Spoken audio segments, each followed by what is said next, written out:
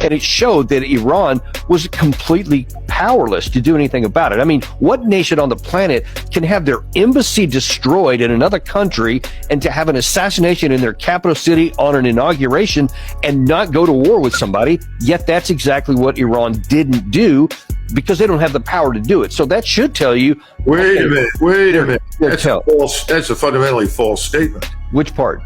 False. They don't have the power to go to war. You haven't looked carefully at Iran.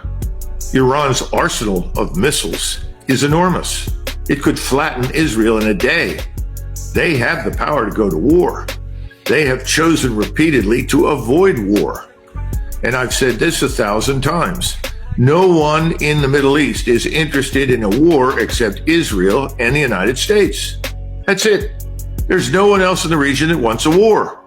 Everyone is going to go to great lengths to avoid a war, not because of Israel, but because of us.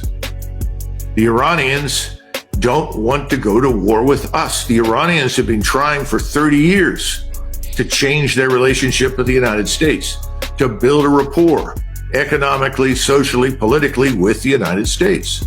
So don't make the mistake of assuming because someone has opted not to do something, they can't.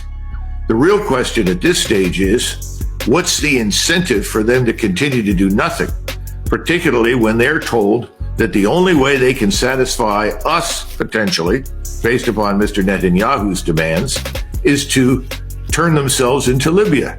And we all know what happened in Libya. Right. Yeah. Not a good situation to cite if you want them to accomplish it. But don't assume this weakness. I mean, people said the same things about the Russians. You know, the Russians went through years of humiliation at our hands as we advanced NATO further and further east and continued to treat the Russians as though they were irrelevant and created all sorts of utterly false reasons to embargo them and hurt them and harm them, particularly under Biden and his predecessors. None of this is new. Does that mean that the Russians don't have the power to go to war against us or anybody else? Well, obviously, the answer is no. They have the power. They have not wanted to go to war.